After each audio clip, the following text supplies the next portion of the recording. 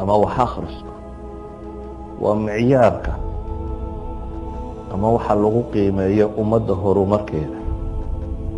waxaana yidhahdaa noloshan maanta casriga ah dee la-aanteed maba jirto. xataa alqiraa'a tawdiifiya bay yidhahdaan. waxaad qiyaastaa magaaladan ay degan tihiin oo aan traffic waxaan ku qoran lahayn, oo raashinka waxaan ku dul qoran lahayn, oo dawada waxaan ku dul qoran lahayn, ama se dadku aanay akriyi karaynin, noloshu say noqon lahayd. waxaad qiyaastaa magaaladu aan adress iska lahayn. waagi hore de waxba lagu qori jirin soo maha. waxaad qiyaastaa Toronto aan adress ku qorayn, wax traffic sign aanu qorayn, wax raashin ku dul qorayn aanu jirin. yani waxay noqon lahayd nolol adag oo sacaba in la noolaan karo. walidaalika waxay yidhahdaan maanta nolosha casriga ee dambe iyadu qiraa'o la-aantu suurtagalba maaha. haddaba qiraa'adu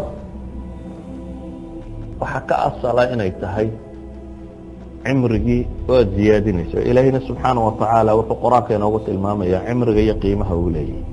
qur-aan badan baa rabbi wuxuu ku dhaaranaya waktiga, wاduxaa wاleyli ida saja wاlcasri ina alinsaana lafii khusr iyo wixii lamid ah.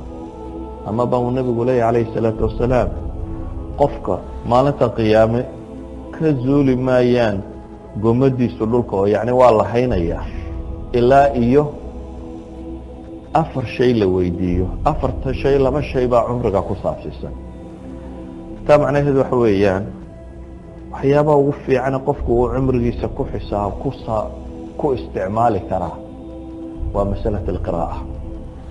waxaan markaa rabaa inaan ka waramo deris kooban oo ku saabsiisan marka koowaad salaf اlumma ama dadkeennii hore iyo qiraa'ada siday u arkayeen ama siday u jeclaysanayeen.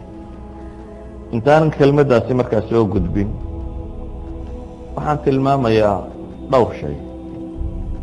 kow, waktiga waxa ugu fiican ee lagaga faa'iidaystaa waa wax akhris. waxaanay u arkayeen culammadii muslimiinta ahayd qiimaha waktigu uu leeyahay iyo intaajka uu soo saari karo. waxa ugu badan ee lagu soo saara misaal, haddaad maalintii rubuc saac ka yar wax akhrido, rubuc saac intuu leeyahay, rubuc saac more than 10 pages baad akhriyi kartaa. qofka ugu gaabiya qiraa'o,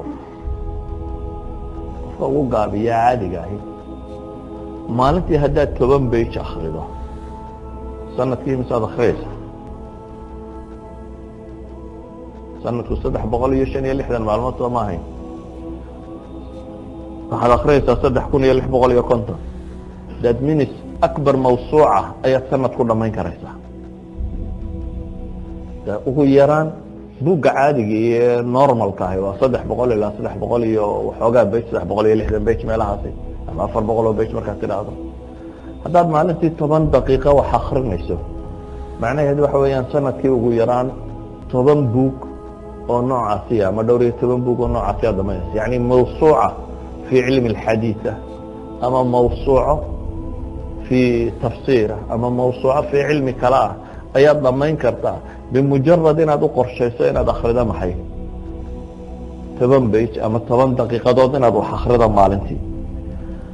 هدي أي وحبرشادو عين كان نقوم كاري لحي ما كانوا لأنا وقتي كان دي ليا إمي ساد وقتي ياد خسارة سادو مالينيسا إمي ساسي وحبات بران كاري لحي. يعني علماء المسلمين تهري وحلا يقاني waxay ahayd dad mawsiiciyiina. mawsuucadu yani dad encyclopedia, qof wixii la soo qaadaba ka jawaabi kara. hadday culuum diineed tahay bikulli funuuniha, iyo hadday tahay culuumtii casrigooda jirtay bikulli funuuniha, ama astronomy ha noqoto, ama geography ha noqoto, ama taariikh ha noqoto, ama ama philosophy ha noqoto, ama riyaadaad ha noqoto, xisaab ha noqoto, wax doonta ha noqoto. caalimka faqiiha masaajidka fadhiya wuxuu ahaan jiray mawsuuca mutanaqila, maktabad guuraysa oo kullu lfunuun keligii laga heli karo. sabab kalena may jirin, dadka kamay caqli badnayn, bini aadam ka baxsan may ahayn, laakiin waxay ahaayeen dad waktiga ka faa'iideeya. waxay ahaayeen dad waktigooda ku bixiyey inay wax baran karaan.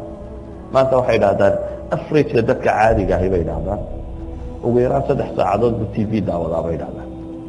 afreedka caadiga marka la isku dardaro 3 saacadood waqti ku dhadhow buu TV daawada haddaad 3 saacadood wax akhri lahayd maalin kasta maxaa soo bixi lahaa yani halka TV-guna dad buu ku bedeli lahayd ay fanku doonayo ha noqdo waxaa soo bixi kari lahaa yani في خلال 10 سنوات أما في خلال 15 سنة واحد دنيا لقوها هي فن هي واحد جاهل كان نقول هاي